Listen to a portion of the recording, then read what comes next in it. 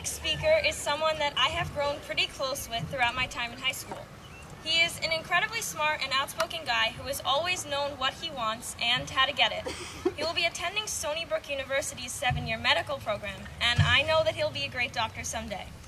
Although we often disagree, he's a great friend, and it gives me nothing but pleasure to welcome our valedictorian, Bobby Hutnik.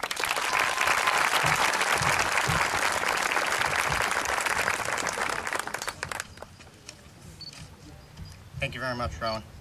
Well, here we are.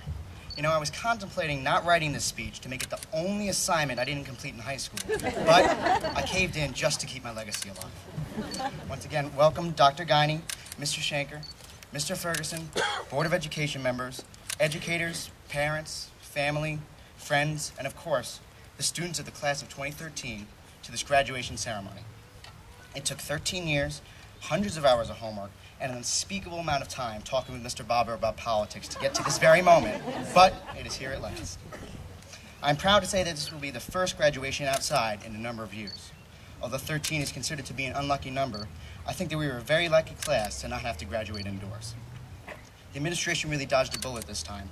Any more graduations inside that gym, and they would have had to put air conditioning in the entire building, all for just 3 easy payments of $40,000 per family. No matter the location, though, this is a ceremony to celebrate the successes of the class of 2013. Look at us.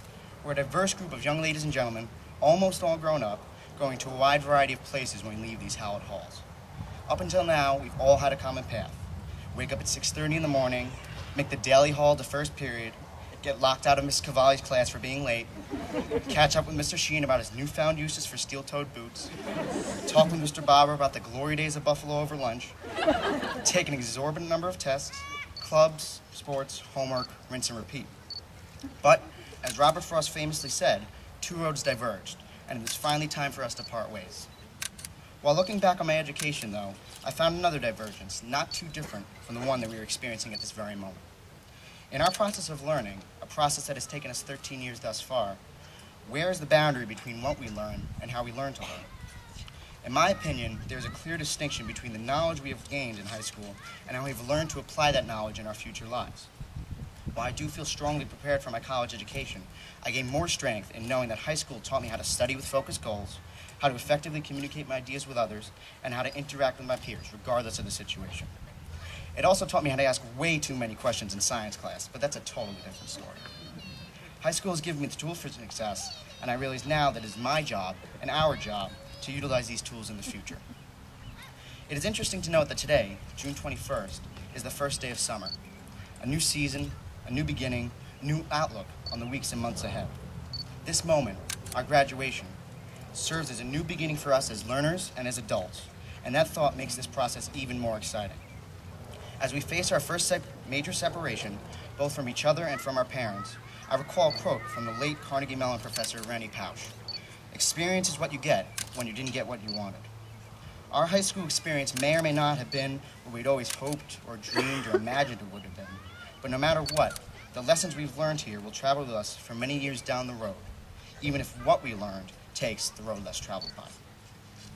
From a very personal point of view, high school has helped me become a better person as a whole. In the past, I was a much more shy and reserved kid, and for some reason, it was harder for me to interact with others.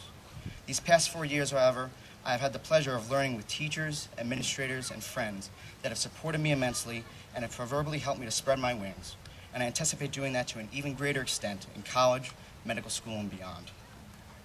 I would like to extend a sincere thanks to my family for all of their love and support, especially my parents for teaching me the importance of education in my life and the value of helping others.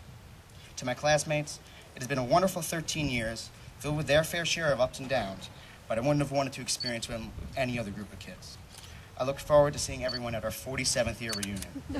What? I like prime numbers. On behalf of the grade, I would also like to thank the teachers, faculty, and staff of Westlake High School who've guided us all the way from Freshman Friday, even though I'm still not entirely sure if it exists, all the way to this very moment, our graduation. Without them, this place would not be a school, but merely a building. Speaking of buildings, I learned a very interesting fact a few days ago, and though I could have gleaned it as I passed by the front door every day, I did not realize its magnitude until now. This year is the 50th anniversary of Westlake High School. It's the golden anniversary of a place that has educated children in some of the most crucial years of their lives. Though we are not the 50th graduating class, let's hope that we have left a golden mark on these halls that will stay here years after our departure. Thanks for the memories, thank you for your time, and good luck to the class of 2013.